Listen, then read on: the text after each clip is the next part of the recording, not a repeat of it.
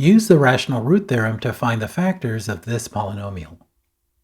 According to the rational root theorem, if a polynomial has rational roots, then they are based on the factors of the coefficient of the leading term and the factors of the constant term.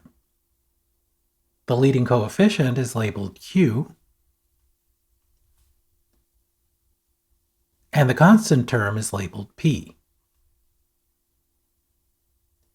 If rational roots exist, it would be P divided by Q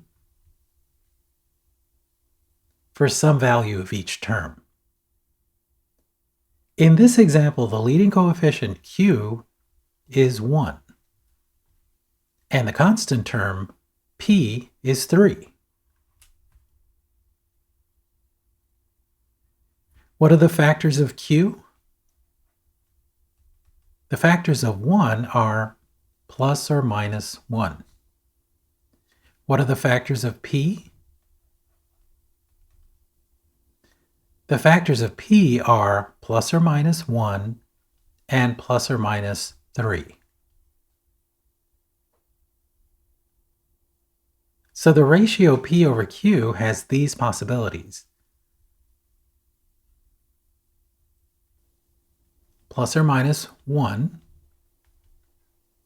or plus or minus 3, which is summarized here. So the possible roots are 1, -1, 3, and -3. Let's use synthetic division to test these possible rational roots with this polynomial. Start by inputting the coefficients of the polynomial here. So we put 1, 4, and 3. And let's test x equals 1.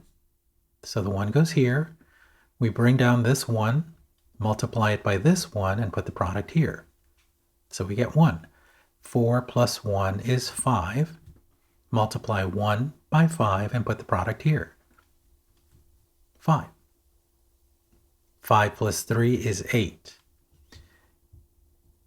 X equals 1 is not a solution because we should get a 0 here when using synthetic division.